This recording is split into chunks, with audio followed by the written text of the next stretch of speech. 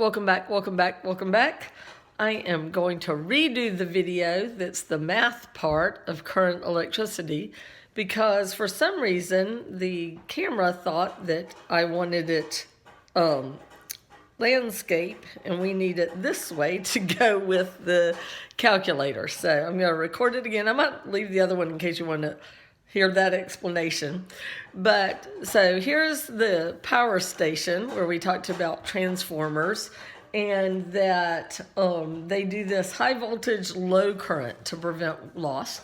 So we're going to go through chapter 22 again and talk about the math part of it. But I want to show you this diagram that this is a really good way to think about the components of electricity. That the voltage is the difference in potential that causes the current to flow. So the current is our I, and measured in amps. The volts is the difference in potential which pushes the current along. Okay. Let's see if there's anything else I want to say about that. Nope, I think I did in the other video. Sorry about the squeaking in the other video. I didn't realize that dryer was going to start squeaking like that. And I kept hoping a boy would go by that I'd tell him to turn it off. But he didn't. All right, so let's look at the math. I feel like I already did that, but let's do it again. Hold on a second. I'm going to keep you over there for a second. Grab these glasses. Sorry about that. Okay, so here's our example problem 1 on page 451. It says a 6-volt battery delivers a 0.5 amp current. So first we list our knowns and unknowns. Our current is 3 amps. Our voltage is 120 volts. And then we think about, then we think about what is the relationship, what formulas do we want to use?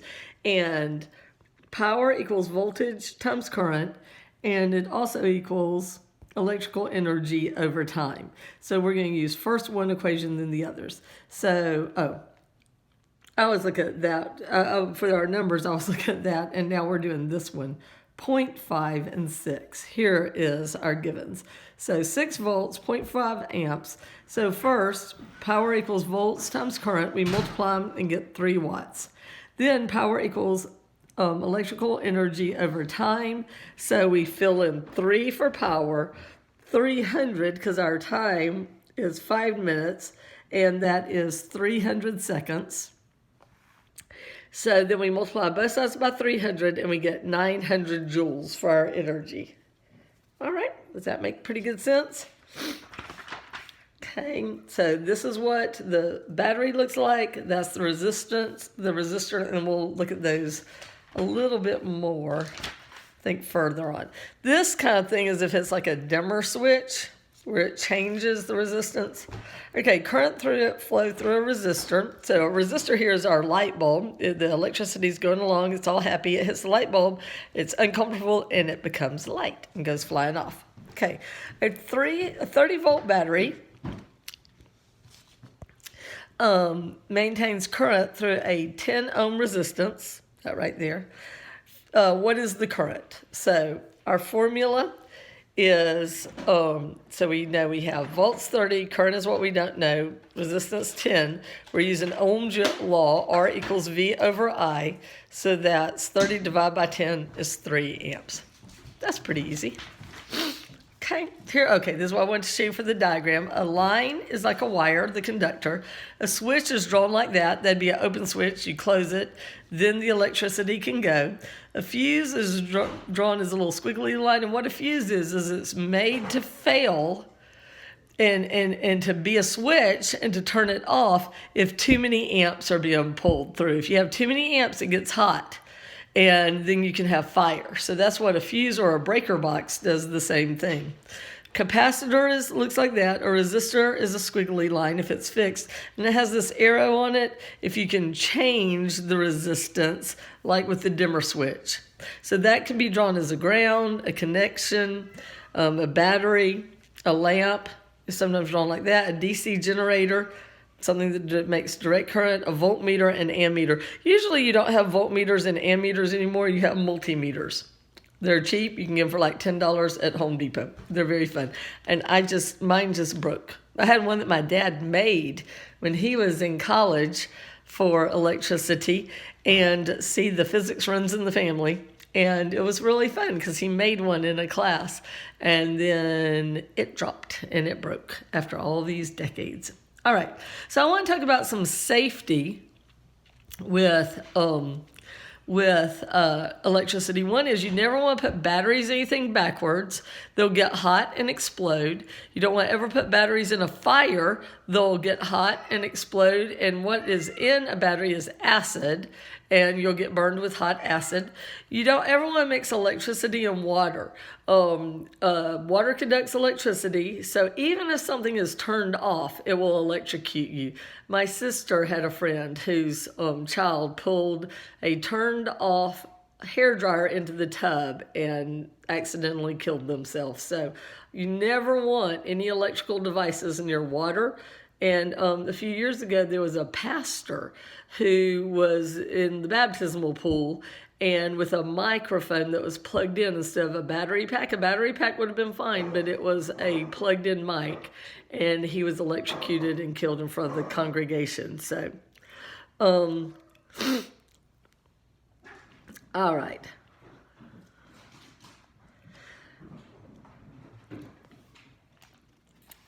Yeah, I don't like the way they show electricity as positive, because then they say, well, it's the opposite if it's in metals. In most situations, you have metals because wires are metal, right?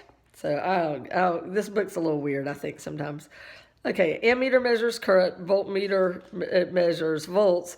And next time we're going to talk about the math of series and parallel connections, and I'll explain that more to you. This lab is not very good, so I want you to find yourself another lab. There's a lot you can do. You can get wires and a flashlight battery and hook them up. There's just all kinds of fun things. Just go on the internet. You'll find something fun to do with electricity. Okay, so problem number 3. A heater has a resistance of 10 ohms. It operates on 120 volts. So there's our resistance, there's our voltage. We want to know current, and we're also given time. So first thing we're going to use is Ohm's law. Resistance equals voltage over current. Resistance is 10, voltage is 120. We multiply both sides by I, and then divide both sides by 10. So the current is 12 amps. Okay, then the next thing they want to know is, what is the thermal energy in joules supplied by the heater in 10 seconds? Well, energy is current squared times resistance times time. So we just put in 12 squared. I did that somewhere. Well, maybe I didn't. 12, right here. 12 squared times 10, which is 14,400 joules. All right, that was fun. And I also said in the other video that there are a lot of good jobs in electricity. Electrical engineers start after a 4-year degree at $120,000. So electricity is transferred. There's the hydroelectric dam. Electricity is transferred at high voltage, low current, and then change near the house where they step it up. Also, you have to be careful if you have a generator. You can make the electricity that you have at your house go the other way, and it can tear stuff up. So you want to be real careful about electricity with that. All right, problem number 4, the kilowatt hour. How we buy electricity is our meters tell how much we used, and we buy it in watts, and they're joules per second, but that's too little, so we buy it in kilowatt hours. So the cost of operating an electric device. A modern color television draws 2 amps when operated on 120 volts. How much power does the set use? So that's our first question. So the amps are 2, the volts are 120, and power equals current times volts. PIV, it says the word, is nice. So 2 times 120 is 240 watts. Next, we want the we want to know its amount of watts it consumes. So it's 240 times 210, the time, and that's 50,400 watts.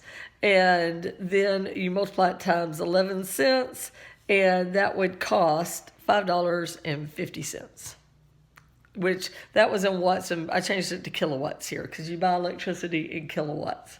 Watts are too little of a unit. All right, that's it for this chapter. Like, share, subscribe. Come back next time, and we will talk about the math of series and parallel circuits. It's not hard. My regular physics used to do it when I taught physics public school, and they did just fine, and I'm sure you will too. So remember, science is great.